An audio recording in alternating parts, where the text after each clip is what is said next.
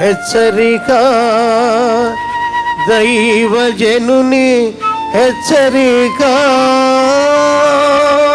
విరిగిన హృదయం గల వారి యెహోవాకు ఆసనుడు, నలిగిన హృదయం కలిగిన వారికి రక్షించును. నీతిమంతునికి కలుగు ఆపదలు అనేకములు, వాటన్నిటిలో నుండి ఆపదలు. యాక్సిడెంట్స్ ఇవాళ ప్రతిరోజు కరోనా టైంలో యాక్సిడెంట్స్ తగ్గాయంట, ఎందుకంటే మొత్తం బంద్ అయిపోయింది కాబట్టి. మొన్నటి వరకు కొంచెం తక్కువ ఉన్నాయంటే ఇప్పుడు మళ్ళీ ట్రాఫిక్ చూడండి ఎట్టుంటుందో సిటీస్లో. ఎలాగ కిట్టకిట్టలాడుతున్నారు జనం రోడ్ల మీద, ఏం పోతున్నారు చూడండి. ఆపదలు, రోడ్డు మీదకి వెళ్తే ఇంటికి సురక్షితంగా వస్తామన్న నమ్మకమే లేని పరిస్థితులు. ఎప్పుడు ఏది జరుగుద్దో తెలియదు. మణిపూర్లో కుమ్మడిగా వాళ్ళ మీద పడి వాళ్ళ ఇల్లులన్నీ కాల్చేస్తే, చర్చిలన్నీ కాల్చేస్తే, ఆ కట్టుగుడ్డలతో అరణ్యంలోకి వెళ్ళిపోయి అక్కడ పడున్నారంటే ఇంతకాలం వాళ్ళు సంపాదించుకున్న వస్తువులు, ఆహారము, భవిష్యత్తు ఏమీ లేదు. ఆల్ జీరోల్లోకి వచ్చేసింది. నీతిమంతునికి కలిగే ఆపదలు ఉండవని చెప్పలేదు దేవుడు.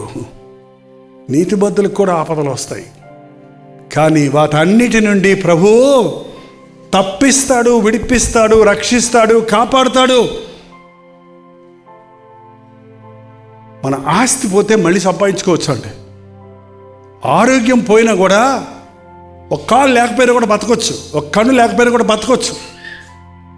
కానీ ఆత్మను పోగొట్టుకుంటే ఏం ప్రయోజనం? మళ్ళీ ప్రాణం తిరిగి రాదు. సో నీకు ప్రాణం ఉందంటే నిన్ను ఆల్రెడీ ఏం పోయినా నీ జీవితంలో నిన్ను దేవుడు కాపాడాడు. నువ్వు పోగొట్టుకున్నవన్నీ తిరిగి నీకు ఇస్తాడు.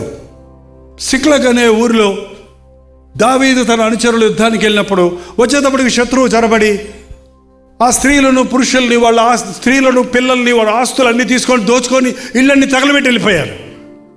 దావీదు వాళ్ళు చూసేటప్పటికి భార్య లేరు, పిల్లలు లేరు, వస్తువులు లేవు, వాహనాలు లేవు, ఏడవడానికి శక్తి లేనంత బిగ్గరగా ఏడ్చారంట. చివరికి వాళ్ళందరూ తిరగబడి ఒకేసారి దావీదు వినియమలను వచ్చింది మాకని అతన్ని రాళ్లతో కొట్టి చంపబోతుంటే బైబిల్లో చక్కటి మాట ఉందండి. ప్రభా, ఈ ఆపదలో, ఈ ప్రమాదములో, ఈ పరిస్థితుల్లో, ఈ క్రిటికల్ మూమెంట్లో నా సహచరులు కూడా నా మీద తిరగబడ్డాడు, నా కుటుంబం పోయింది, నమస్తం పోయింది, నాకే బాధగా ఉంది, నాకు సహాయం చేయమని తన దేవుడైన యెహోవాను బట్టి ధైర్యం తెచ్చుకున్నాడు. ధైర్యం తెచ్చుకొని, దేవా వీరిని తరవమంటావా అని దేవుని చిత్తం అడిగితే, తరుము, నువ్వు పోగొట్టుకున్నవన్నీ నేను నీకు ఇస్తానంటే తరిమినప్పుడు ఒక్క చిన్న వస్తువు కూడా పోకుండా వాళ్ళ వస్తువులన్నీ, వారి భార్య బిడ్డలందరినీ సేవకరించాడు. అంతేకాదు ఆ శత్రువులు దేవుడు భయం పుట్టించి వాళ్ళని, సైన్యం మీద పడుతుంటే భయం పుట్టిస్తే వాళ్ళందరూ ఎక్కడోళ్ళక్కడ వాళ్ళ సామాన్లను వదిలిపెట్టేసి వెళ్ళిపోయారట. వీళ్ళకి వీళ్ళ సొత్తులతో పాటు ఏం దొరికింది? దోపు సొమ్ము కూడా దొరికింది. ఏంటంటే దేవుని నిమిత్తమై నువ్వు ఏదన్నా పోగొట్టుకుంటే రెండంతలు దీవెన పొందుతావు, కానీ నష్టపోవండి. ఎప్పుడు నష్టం కలిగిందని భయపడకండి, ఆపద వచ్చిందని భయపడకండి, అవమానం పొందానని భయపడకండి, మోసం చేయబడ్డానని భయపడకండి. దేవుడు నిన్ను విడిపిస్తాడు, ఆయన వారిని విడిపిస్తాడు, వారు పోగొట్టుకున్నవన్నీ తిరిగి ఇస్తాడండి. అందుకే నీ శ్రమలలో ప్రభు దగ్గరికి వెళ్ళు, నీ ఆపదలలో ప్రభు దగ్గరికి వెళ్ళు, నీ భయములన్నిటిలో ప్రభు దగ్గరికి వెళ్ళు. దేవుడు నిన్ను విడువడు. ఆయన యందు భయభక్తులు కలిగిన వారికి ఏ మేలు కోద ఉండదు. సింహపు పిల్లలు లేపి గలవై ఆకలి కొంటవి, కానీ యెహోవాని ఆశ్రయించిన వారికి ఏ మేలు. సింహము అరణ్యానికి రాజండి, అది తలంచుకుంటే అది ఏమైనా తెచ్చి పిల్లలకు పెట్టచ్చు. అలాంటి సింహము కూడా తన పిల్లల్ని పొస్తు పెట్టుకుంటుందేమో, కానీ ఆయన యందు భయభక్తులు కలిగిన మనకి ఏ మేలు కోదు అవ్వదు. దేవుడికి ఇచ్చి దరిద్రుడైన వాడు, దేవుని నమ్మి అడుక్కు తిన్నవాడు, దేవుని మీద విశ్వాసం ఉంచి దిక్కుమాలినోడైన వాడు ఈ లోకంలో లేడు, ఉండడు, ఉండబోడు. ఒకవేళ నువ్వు అలా ఉన్నావంటే నువ్వు ఆయన నమ్మలేదేమో, నువ్వు అలా ఉన్నావంటే నువ్వు ఆయన ఆశ్రయించలేదేమో, నువ్వు అలా ఉన్నావంటే ఆ శ్రమల్లో అది నువ్వు ఆయనకి మొరపెట్టలేదేమో, మీరు నన్ను అడగలేదు కాబట్టి మీకు దొరకలేదన్నాడు. ఈసారి ఏ భయం వచ్చినా, ఏ శ్రమ వచ్చినా, ఏ ఆపద వచ్చినా, ఏ నింద వచ్చినా, ఏ పరిస్థితుల్లో నుంచి వెళ్తున్నా దేవునికి మొరపెట్టి చూడండి, ప్రార్థించి చూడండి. చిటికలో మీకు జవాబు దొరుకుతుంది, క్షణంలో మీకు విడుదల దొరుకుతుంది. రెండంతల ఆశీర్వాదంతో వర్ధిల్లుతారు. ప్రార్థన. పరిశుద్ధుడా, ప్రేమగల తండ్రి, మరొక్కసారి నీ బిడ్డలను నీ చేతులకు అప్పగిస్తున్నానయ్యా. ఇక మీదట నీ కొరకే నేను జీవిస్తానని, నా కొరకు ప్రాణమిచ్చిన ప్రభు కొరకే నేను బ్రతుకుతాను. ఇక నువ్వు జీవించడు ఆడను నేను కాదు, క్రీస్తే నా యందు జీవిస్తున్నాడన్న జీవితాన్ని జీవించినట్లుగా మా ఒక్కొక్కరి జీవితాన్ని పరిశుద్ధపరచము నాయన.